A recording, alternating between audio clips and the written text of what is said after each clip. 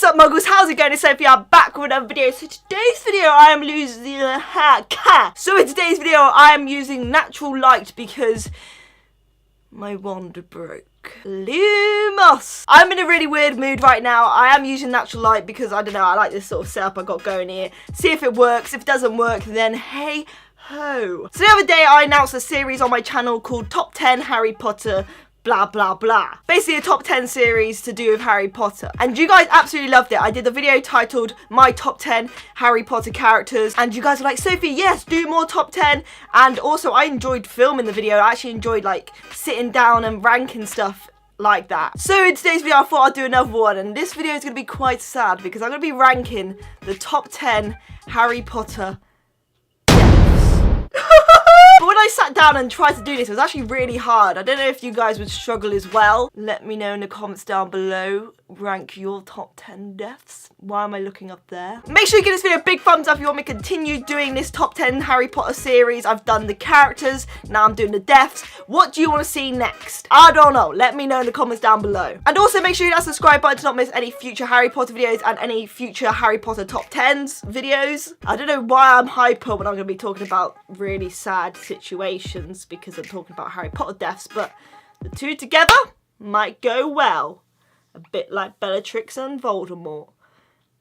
Spoilers. I'm going to be doing it like my last one, so the least one will come first and I'll finish off with number 1. So we'll start from 10 and go to 1. What is all this? I need to stop moving my hands. I feel like Gordon Ramsay. But anyway, enough talk. Let's get into it. So coming in at number 10 is James and Lily's death. The reason this is the lowest of the lows is because simply we wouldn't have Harry Potter if it wasn't for this death. Yes, it was very tragic, but we wouldn't have had the story if it wasn't for them two dying. And Snape wouldn't have turned into who he is now if it wasn't for Lily's death. So I'm kind of happy Lily died because it made Snape think about what he's done and try and fix what he done. And also I'm not really bothered about James dying. I know that's hard for Harry to lose his dad and his mum, but James bullied my Snape and he also wasn't very nice. As a student, he wasn't very nice. As he grew up, he got a bit better. This is why I don't use natural lighting. The sun in England does not exist. But sat here now thinking about that specific death, you didn't actually see much of it. It's a very important factor of Harry Potter. But in the movie, it was like a 5-minute scene. Not even that, actually. It was literally just Voldemort walking through the gate, walking past James on the steps, and then Lily with her back to the door, and then he comes in and does this spell. It doesn't really do it justice, so that's probably why it's so low, is because it didn't show it very well in the movies. Coming in at number 9 is Mad-Eye Moody. Mad-Eye Moody is one of my favourite characters. He wasn't in the top 10, I know, but he is one of my favourite characters. He is very good at what he does. When I first read the books or first watched the movies, I never thought he could die. He's just too good to die. By too good, I mean he's just so clever and so brilliant at what he does as an aura. He's such a powerful individual, so you feel like nothing could ever get to him. You don't actually see Mad-Eye Moody die in the movies, you just hear Bill Weasley come in and be like, Mad-Eye's dead. Because it shows if Mad-Eye can die, anyone can die. This is some serious stuff we are getting into. This is just the beginning of what's gonna come. Stupid McGungus. Can't say that guy's name. McGungus. Coming in at number 8 is Hedwig. I would actually position this a lot higher up, but some of the other deaths were a lot more worse if we talk about the movie. Hedwig was always there for us as readers and watchers, and he was always there for Harry. Every time Harry had to go back to the Dursleys' house, Hedwig was always there with him. She was with Harry from the very start. It was a very quick death. A lot of people actually missed it in the movie completely. You know, my muggle friends actually didn't even know Hedwig died because they only watched the movies and they're not paying that much attention for some reason. But the noise Hedwig makes when that curse hits her, whew, and the way Harry goes no and his eyes start to water. So that's why it's only at number 8 for me, is because it was so quick and like we didn't even like see the aftermath and he didn't have enough time for it to sink in. Like I don't get really attached to animals, but Hedwig was something else to Harry. It wasn't just a pet. Coming at number 7 is Thomson Lupin. Now I would rank this a lot more higher up, but we are talking about the movies here. Their death really does affect me. I think if I wasn't talking about the movies, it would be definitely in the top 3. The movies hardly showed any of their relationship. My mum didn't even know them two were together. This is what a muggle sees. She didn't even know them two were together. And I don't think she even knew who Tonks was because she wasn't actually introduced that much. And I kind of get where my mum's coming from because I think there's only like 3 scenes of them holding hands and like 1 scene of them hugging. And when I read the books or like research online, there is so much that couple have been through. Lupin being a werewolf and Tonks having to leave the Black family. It's a really complicated relationship and it actually broke up at one point, but we didn't know that in the movie. And you don't even see them die. You basically just see them laying on the floor next to each other. I hate it when these characters mean so much to us and you don't even see their death. Yes, I don't personally want to see their death because it will be hard to see it, but at the same time I want to see it so I know what's happened to my favourite characters. I know it's hard when it's a movie, I understand that, but that's probably why it is at number 7. Coming in at number 6 is Fred. Now, like I said, this is the movies, so otherwise if it was not based on the movies, I would have put Fred as number 1. And because we didn't see Fred's death in the movie, we just saw the aftermath of the death and not even much of the aftermath. The reason why Fred's death affected me so much is because not only did it leave a massive hole in George's life, but imagine the Weasley's life. They are such a close family and for one of them to be without the other is just sickening. And that's why Fred's death is the worst, but I'm talking about the movie here, this is why he's at number 6. I'm sad that I didn't see Fred die, but at the same time I'm kind of happy because I don't know if I could have handled it. A lot of my muggle friends didn't even know one of the twins died. When I say it to them, you know, like Fred's dead, they're like, what? What? When did this happen? Because they don't actually see the death. But the reason why it's still high up is because of the feels inside when you see Ron and Percy and Molly all just gathered around his body, and the way Rupert Grint is crying over him just really makes me sad. And the only reason it is not higher up is simply because we didn't see his death. Not that I would have wanted, but I still want to kind of. And it was only a couple of minutes that we saw. Coming in number 5 is Dumbledore. For me, personally, Dumbledore's death was a lot worse in the books. I don't know if anyone else feels that. A lot of people say the movie was much worse than the books, but personally I think when I read Dumbledore's death in the book, it affected me so much worse. The movie is very sad as well. I'm not saying the movie isn't sad, but when I read The Half-Blood Prince and after he died, the rest of the book just felt so dead. It felt so non-magical. This amazing wizard Dumbledore is dead. I couldn't read the rest of the Half-Blood Prince without just feeling so empty. And the reason why Dumbledore's death was so sad is because Harry and Dumbledore have this relationship that he hasn't got with anyone else. Dumbledore trusts Harry with his life and Harry trusted Dumbledore with his life. And at the time, Harry and Dumbledore were the only ones who knew about the Horcruxes. This is when they were just about to get started,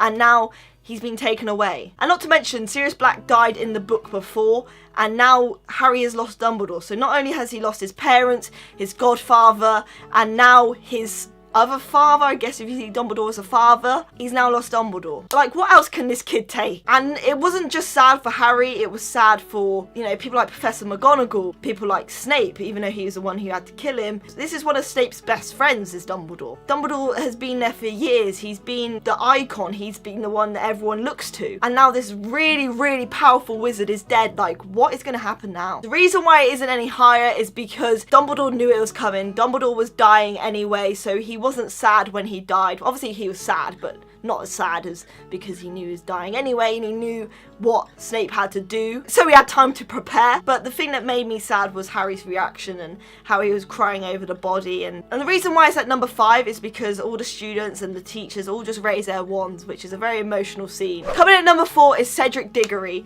This death really did affect me. The death itself was very quick, but when Harry brings the body back, it's a whole nother story. The way that Cedric's dad is just wailing and wailing like, my son, is horrible. Cedric is so young and he's just a very smart, intelligent, good-looking boy who just gets on with his life and goes through Hogwarts, and he shouldn't be caught up in that. And like Harry refusing to leave the body of Cedric there, and the fact that the body is in the middle of the crowd and the crowd are just looking down, and like for my mum, she said that was the worst death because it's an innocent child, and I think for like any parent, losing your child is the worst thing ever. Your child should never go before you. And for Cedric it was so sad because he was innocent and he just got caught up in it. Now coming in at number 3 is Snape. Now you guys probably thought Sophie was going to put Snape as number 1. Now I'm kind of happy Snape died. I know that sounds horrendous and you never thought those words would come out of my mouth, but he needed to die so we could see who the true Snape was. If Snape didn't die, we wouldn't have seen it as an audience. The death itself was brutal, the way Nagini just attacked him and the blood went up the bloody windows. And seeing Snape with that single tear going down his eye really hit me in the feels, simply because Snape just does not seem like one of those people who would cry. He puts up such a front and you're thinking, why is this man crying? There must be something there.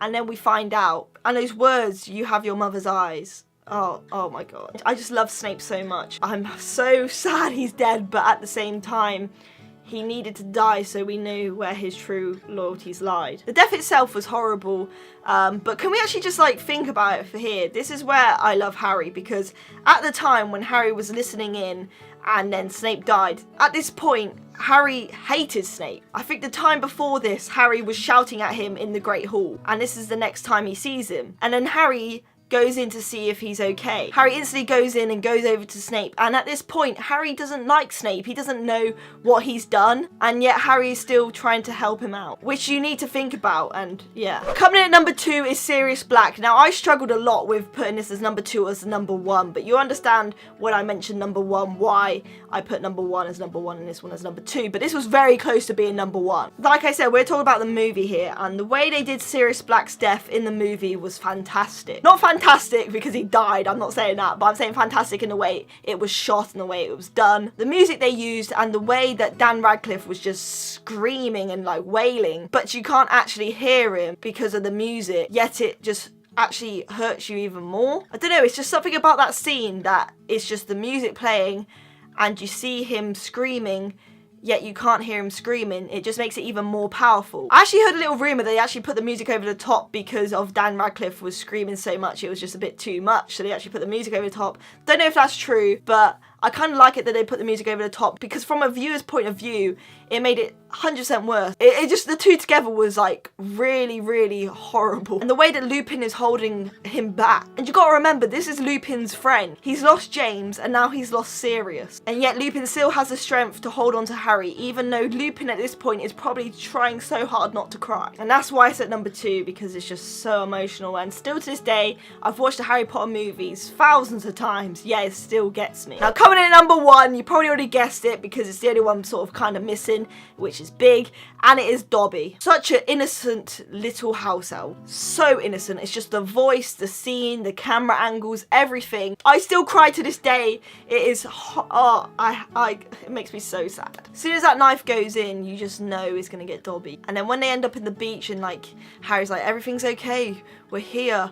And then you just hear little Dobby going, Harry Potter. And he's just stood on that little beach in his little boots.